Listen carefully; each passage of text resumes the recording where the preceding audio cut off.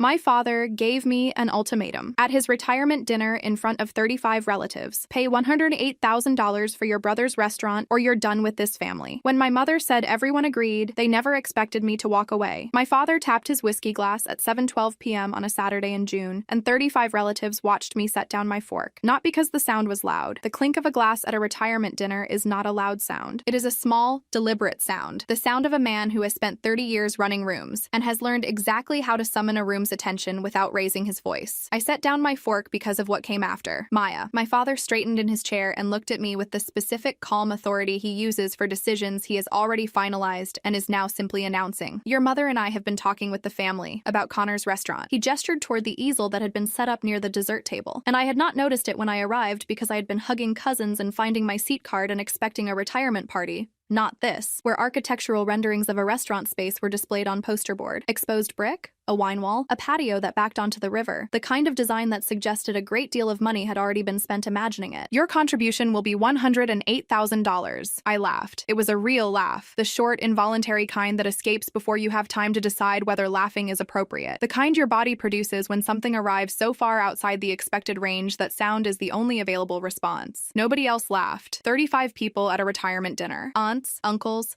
cousins, my father's former colleagues from 30 years at the regional bank he had just retired from, people who had been invited because they mattered to his career and were now watching the after party of that career with the specific patience of people who expect speeches to run long. My mother stood up. She stood the way she stands when she wants to add the weight of consensus to something that has already been decided, slowly, with her hands folded, the way you stand to second emotion. She looked around the table and then at me with the expression of a woman delivering a verdict she believes is self-evidently fair. Everyone at this table agrees, she said. Your brother needs this. You're in a position to help. Across the table, Connor was looking down at his plate with his jaw working, the specific performance of a man trying to seem reluctant about a windfall he had been engineering for months. His wife, Brianna, had her hand on his arm, her face arranged into an expression of overwhelmed gratitude that was, I noticed, angled more toward the relatives on her side of the table than toward me. Not overwhelmed, practiced. My father lowered his voice to the register he uses when he wants something to sound private, while making certain the whole table can still hear it. Pay for your brother's restaurant, he said, or you're no longer welcome at this table. 35 people at a retirement dinner, a sheet cake with his bank's logo piped onto it in blue icing, a slideshow that had played 20 minutes earlier showing 30 years of office parties and golf outings, the smell of the candles my Aunt Denise brings to every family gathering, vanilla and something floral underneath it. And then my father leaned slightly toward me and said the sentence that rearranged everything. Not for the table, just for me. After everything we gave up taking you in, he said, this is the least you can do. Taking you in, not raising me,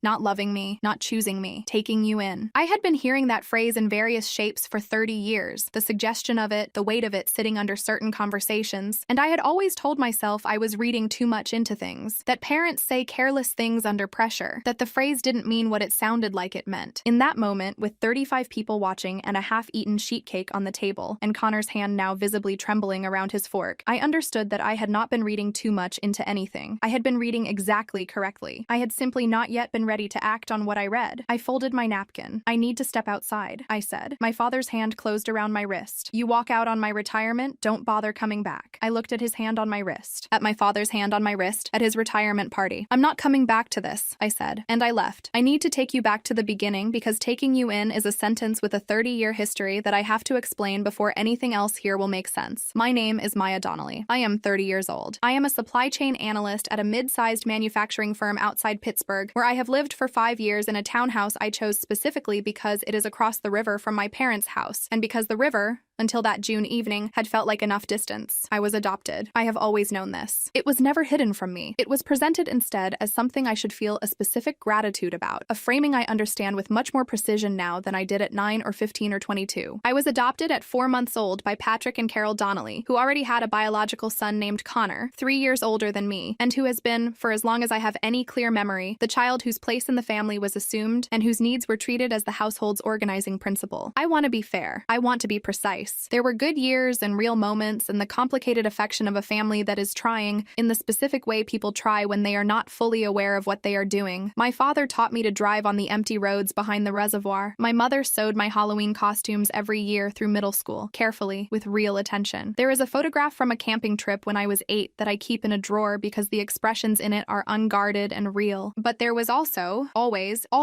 an accounting, a ledger, and I was perpetually positioned on the wrong side of it. "We gave so much to bring you into this family," said during arguments, said at the dinner table when I asked for something beyond the baseline, said at graduations where Connor's accomplishments were celebrated at length and mine were acknowledged briefly, woven into the fabric of my childhood as a persistent reminder that my place in the family carried conditions that Connor's never did, that I had been received rather than simply born into belonging, that the receiving had cost something, and the cost was never fully settled. I had spent 30 years trying to settle it, not consciously, not in a way I could have explained at 22 or 25, but in the way I never missed a family obligation, in the way I helped before being asked, in the way I quietly covered my parents' property tax bill twice in the past 4 years, when my father described things as tight and never mentioned it again, because mentioning it felt like presenting an invoice for love. My grandmother, Eleanor Donnelly, my father's mother, a woman who had looked at me since I was 4 months old with the uncomplicated certainty of someone who decided that family is built by choice, not biology, had died when I was 26. She was 83. She had watched, I think, what was happening inside the family I had been placed into. She had spent 26 years observing it from a position with limited power to intervene and a great deal of clarity about what she was seeing. When I was 17, she had handed me a locked wooden box,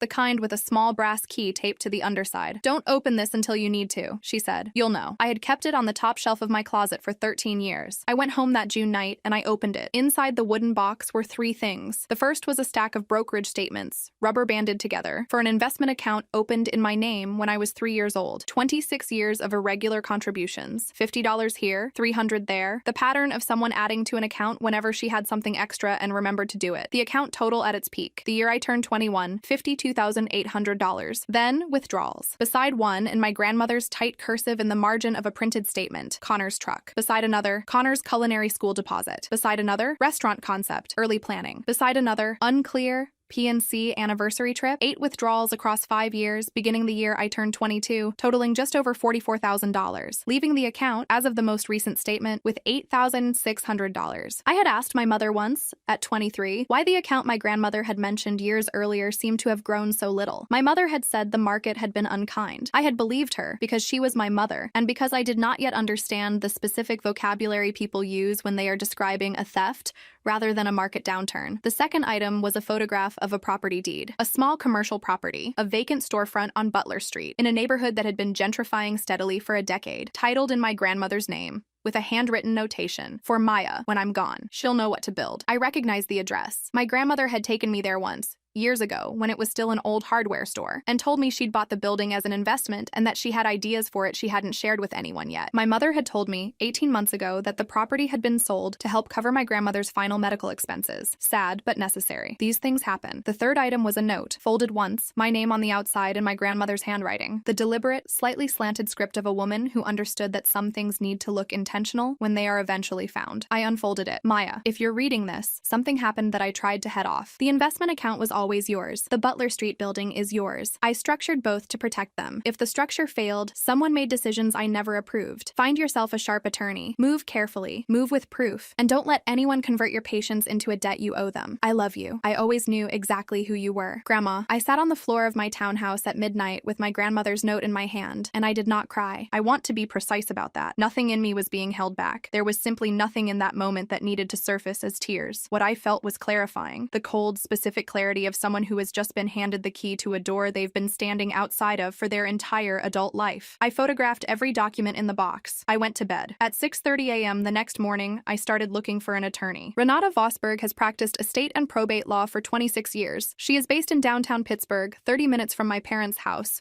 which mattered, and she had been recommended to me by a co-worker whose family had gone through a contested estate and described Renata as the only person in that process who never once seemed rattled. Renata charges $445 an hour and does not take cases she doesn't believe she can win. She took mine before our first meeting ended. I had driven downtown the morning after the retirement dinner. I laid the documents out on her desk in the order I had organized them the night before. The brokerage statements, the deed photograph, the note. Renata read through everything with the specific focus of someone absorbing content and constructing a legal response simultaneously. When she finished, she set the last page down. Who managed your grandmother's estate? She said. My mother, I said. Renata's pen stopped. She looked at me with the expression of someone who has just had a suspicion confirmed in the first few minutes of a meeting. Was there a formal will? She said. My mother told me she'd handled everything, that the estate was modest, that the Butler Street property had been sold, but you have a deed, a photograph of one, showing the property in your grandmother's name, with a notation indicating intent to leave it to you. Yes. And brokerage statements showing withdrawals from an account opened in your name, annotated in your grandmother's hand. Yes. Renata picked her pen back up. How long ago did your grandmother pass? 4 years. And your brother is currently planning to build his restaurant on a property your family is asking you to help fund. I had told her about the renderings on the easel, the exposed brick, the wine wall, but there had been a smaller image on the board too, one I had registered and then set aside in the moment, a photograph of a storefront on Butler Street, mid-renovation, scaffolding still up. Yes, I said. Is that the same building? I looked at the photograph again in my memory. I think it might be, I said. Renata wrote for nearly a minute. Before we go further into the estate, she said, I need you to find something out for me. Your name came up at that dinner as the expected financial source for this restaurant. I want to know whether anyone has already used your name with a lender, a contractor, or a landlord. I looked at her. How would anyone have used my name? I haven't agreed to anything. That, Renata said, is exactly what I want to find out. I started with the building permit office. I called from my car in the parking garage beneath Renata's building, gave my name, and asked whether there were any active permits filed for a renovation at the Butler Street address. There were. The general contractor listed on the permit, when I called the number on file, told me the project had a co-signer on the construction loan. My name, Maya Donnelly, listed alongside Connor's as a guarantor on a $340,000 small business loan through a regional credit union. My name, not my signature.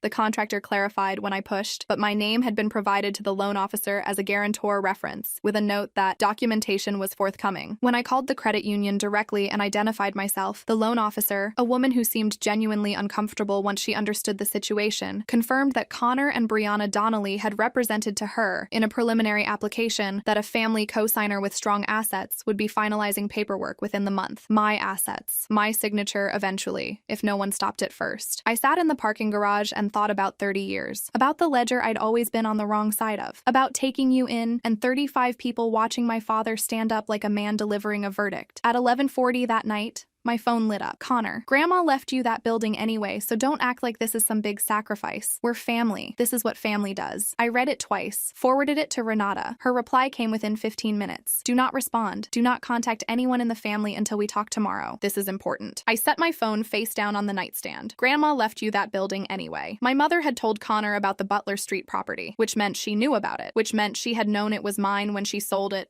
or pretended to sell it 4 years ago. I already suspected this. The annotated statements had made it nearly certain. But suspecting something and having your brother confirm it in a text message at 1:45 are two different experiences, and I lay there for the better part of an hour absorbing the gap between them. I had a meeting with Renata at 9. Renata had pulled the probate file by the time I arrived. There was a will, she said, sliding a printed document across the desk. Your grandmother filed a formal will with the county 9 years ago. It was amended once. 3 years before her death. The amendment is what matters here. I looked at the pages. My grandmother's will, probated 4 years prior, listed several specific bequests: jewelry to named grandchildren, a modest cash gift to her church, personal property split between my father and his sister, and, in clear, legally unambiguous language, the commercial property at the Butler Street address to be transferred in full upon my death to Maya Ann Donnelly. The building, I said. Your grandmother's most valuable asset, Renata said, currently assessed at $610,000, reflecting the redevelopment that's happened on that block over the past several years. My mother told me it was sold. It was not sold, Renata said. County records show it transferred into your parents' names via quitclaim deed, executed by the estate's executor, roughly 13 months after your grandmother's death. Who was the executor? Renata held my eyes. Your mother, she said. The room was quiet. She transferred my inheritance to herself, I said. She transferred property specifically bequeathed to you, while she was legally obligated as executor to protect your interest in that estate, into her and your father's names, without your knowledge.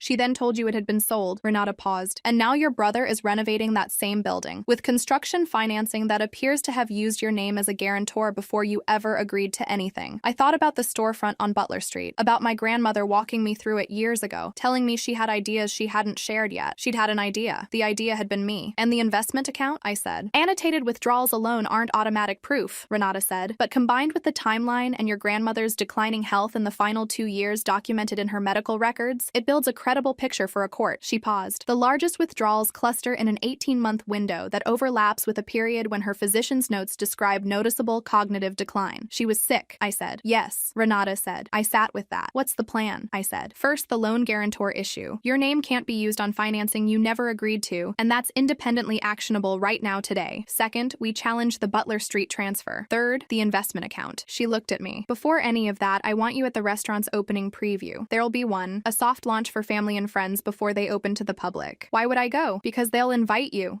she said. They need you cooperative and unaware of how much you know. For as long as possible. Go. Be calm. Bring documentation. What documentation? She slid a folder across the desk. Printed loan records, the permit filings, the contractor's statement, the credit union officer's email confirming the guarantor reference. These, she said, plus whatever else surfaces. She looked at me over her glasses. Quiet resolution or correct resolution? I thought about 35 people. My father's hand on my wrist. Don't bother coming back. Correct, I said. Good, said Renata. The invitation came 6 days later. A text from my mother. Soft opening for Connor's place is Saturday at 4. We really want you there, Maya. Family should be there for this. The warmth in that message was architectural, built, load-bearing, engineered to produce one specific response. I had spent 30 years inside that architecture and knew its dimensions precisely. I texted back, I'll be there. The restaurant occupied the renovated Butler Street storefront, exposed brick, the wine wall, the patio overlooking the river, exactly as rendered on the poster board at the retirement dinner. I arrived 10 minutes early, the way I arrive at things I've prepared for, calm, with a folder under my arm,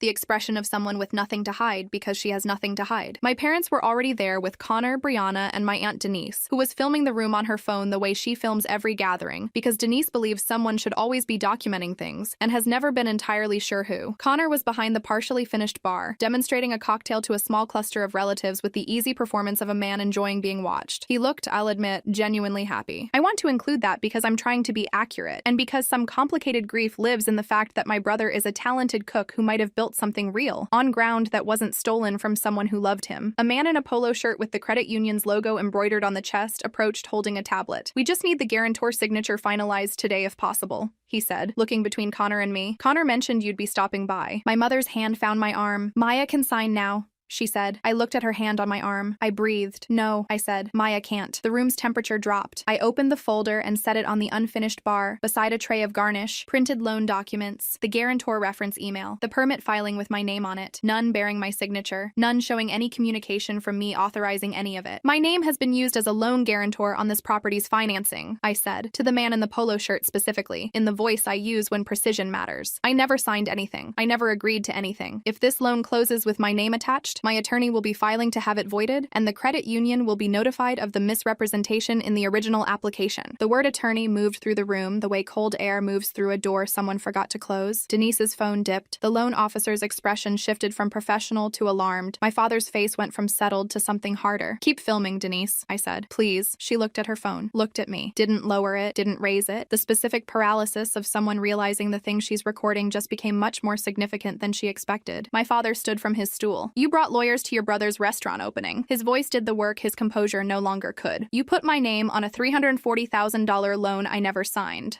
I said. I placed the second document on the bar. A single page, the probate record, the Butler Street bequest. My name, in clear legal language, 4 years old. I'd like to talk about this building, I said. Connor went still behind the bar, not gradually uncomfortable. The immediate stillness of someone realizing something he'd been told was settled had just resurfaced in the worst possible room. My parents' eyes met, a full exchange in under 2 seconds. The specific look of two people whose plan has just hit something they hadn't accounted for. This has nothing to do with your grandmother, my father said. Too fast. My grandmother left this exact address to me 4 years ago, I said. I have the probate record here if anyone wants to see it. My mother stepped toward me. The loan officer stepped between us with the alarmed firmness of someone who has been trained for difficult clients but never for this specific situation. Ma'am, he said to my mother, please don't. She stopped. I closed the folder. All communication on this goes through my attorney, I said. Her information is on the back page. I walked toward the door. Maya, my mother's voice. The warmth was gone, replaced by something more honest than anything she'd said at the retirement dinner. You walk out of here, you're finished with this family. I stopped at the door. Then take my name off the loan, I said. And I walked out into the early early evening, folder under my arm, and sat in my car for several minutes, breathing deliberately before I drove straight to Renata's office, even though it was a Saturday, because she had told me to call the moment anything happened. Renata filed the loan dispute that Monday and the estate challenge 3 weeks later. I want to describe what this looked like from the outside, because the inside of a legal challenge is documents and waiting, and the unglamorous patience of a process that moves on its own schedule. The outside looked like this. The credit union froze the construction loan pending an internal review once Renata's letter arrived, formally notifying them that the guarantor reference had been submitted without my knowledge or consent. The loan officer, to her credit, had already flagged internal concerns before Renata's letter even landed. The restaurant's broader financing collapsed without the guarantor in place. Connor and Brianna scrambled for alternative funding through a private investor, which fell through within 6 weeks once that investor's own due diligence turned up the frozen credit union loan. The estate challenge moved through probate court at its own pace. The quitclaim deed, executed by my mother as executor, transferring my grandmother's Butler Street property into my parents' names, sat at the center of it. Renata brought in a probate litigation specialist,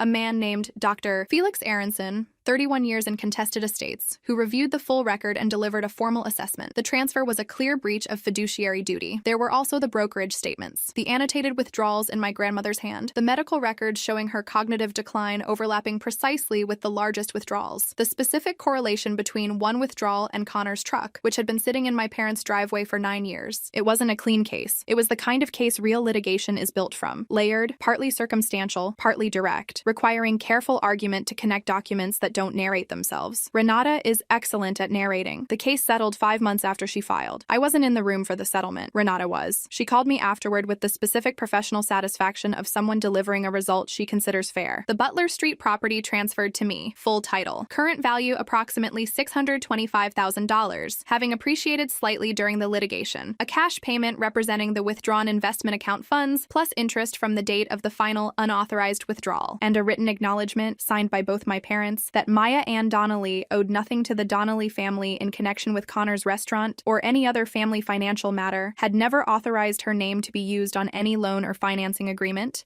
and had made no promise of contribution relied upon by any party. Their version of events, written down, signed, underneath the truth. Renata emailed me the final copy on a Thursday afternoon. I read it at my desk in my townhouse across the river, in the home that had always been mine. I read the acknowledgement twice. Owed nothing. Never authorized. Made no promise. Not an apology. I understood that and hadn't expected one. Apologies require an internal reckoning that takes longer than a settlement and sometimes never arrives. What the acknowledgement was, instead, was something harder to produce and far more durable. A document. Signed, filed, witnessed. Their version of reality had to sit down and put its name beneath what was actually true. That was the only apology that was ever going to matter. I went to Butler Street in October, drove across the river alone, parked outside the storefront that had nearly become my brother's restaurant and was now, legally and finally, mine. The exposed brick was still there. The wine wall, half-built, abandoned mid-construction when the financing collapsed. The patio frame, skeletal, overlooking the river in afternoon light. I stood inside it for a long time. I thought about my grandmother walking me through the old hardware store years before any of this, telling me she had ideas she hadn't shared with anyone yet. She'd had an idea. The idea had been giving me, eventually, exactly what I needed to build something of my own, and a structure designed, as carefully as she could manage, to survive whatever the people around me might try to do to it. It had almost not survived. It survived. My parents have tried reaching me through relatives twice since the settlement. I've responded each time through Renata's office, because that was the arrangement. And arrangements made for good reasons don't stop being good reasons just because they become inconvenient. Connor texted me once, 7 weeks after the settlement. I didn't know about the loan stuff until after. I should have asked more questions. I'm sorry. I sat with that for 2 days. Then I wrote back, I believe you. That's where things are. Not a resolution, a position, a point on a map that isn't where I started, and isn't, if there even is one, the destination. I've been seeing my therapist, Dr. Priya Nathan, 16 years in family systems and adoption dynamics, since July, and we've talked through what I want, what's realistic, and what is simply the wish that things had gone differently. A wish you're allowed to carry and still keep moving, as long as you know which one it is.